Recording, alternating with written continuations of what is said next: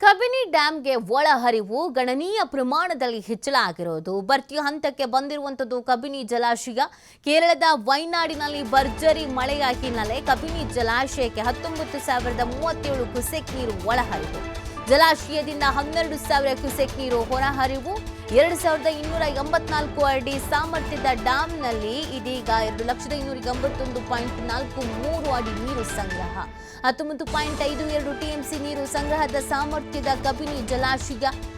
ಜಲಾಶಯದಲ್ಲಿ ಸದ್ಯ 17.89 ಟಿಎಂಸಿ ನೀರು ಸಂಗ್ರಹ ಮೈಸೂರಿನ ಕಬಿನಿ ಜಲಾನಯನ ಪ್ರದೇಶದಲ್ಲಿ ಪ್ರವಾಹದ ಭೀತಿ ಎದುರಾಗುತ್ತಿದೆ ಎಚ್ಡಿ ಕೋಟೆ ತಾಲೂಕಿನ ಬೀಚನಹಳ್ಳಿಯಲ್ಲಿರುವಂತದ್ದು ಡ್ಯಾಮು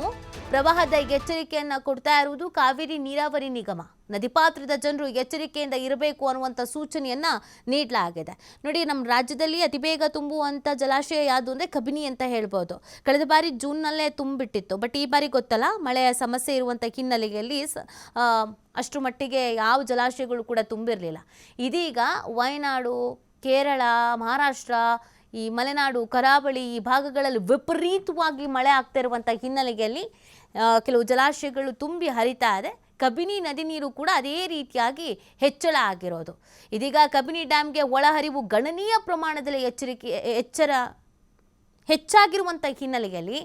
ಈಗ ಎಚ್ಚರಿಕೆಯನ್ನು ನೀಡುವಂಥ ಕೆಲಸವನ್ನ ಮಾಡಲಾಗಿದೆ ನದಿ ಪಾತ್ರದ ಜನರು ಎಚ್ಚರಿಕೆಯಿಂದ ಇರಬೇಕು ಅನ್ನುವಂಥ ಸೂಚನೆಯನ್ನ ನೀಡಲಾಗಿದೆ ಅಂದರೆ ಪ್ರವಾಹದ ಭೀತಿ ಎದುರಾಗಿರೋದು ಸಹಜವಾಗಿ ಪ್ರತಿ ಮಳೆಗಾಲದಲ್ಲೂ ಇಂಥದ್ದೊಂದು ಸಿಚುವೇಶನ್ ಅನ್ನ ನದಿ ಪಾತ್ರದ ಜನರು ಎದುರಿಸ್ತಾರೆ ಅಂದರೆ ಪ್ರವಾಹದ ಭೀತಿ ಇರುವಂಥ ಸಂದರ್ಭದಲ್ಲಿ ಅವರನ್ನ ಬೇರೆ ಕಡೆಗೆ ಸ್ಥಳಾಂತರ ಮಾಡೋದು ಆಮೇಲೆ ಜಿಲ್ಲಾಡಳಿತ ಎಚ್ಚರಿಕೆ ಕೊಟ್ಬಿಡುತ್ತೆ ಯಾರು ಮೀನುಗಾರಿಕೆಗೆ ಅಂತ ಹೋಗಬೇಡಿ ಆಮೇಲೆ ಜಾನುವಾರುಗಳನ್ನು ಬಿಟ್ಬಿಡೋದು ಈ ಥರದ್ದು ಯಾವುದಕ್ಕೂ ಹೋಗಬೇಡಿ ಅನ್ನೋದನ್ನು ಸೂಚನೆ ಕೊಡ್ತಾರೆ ಅದೇ ರೀತಿಯಾಗಿ ಈ ಬಾರಿಯೂ ಕೂಡ ಎಚ್ಚರಿಕೆಯನ್ನು ಕೊಡಲಾಗಿದೆ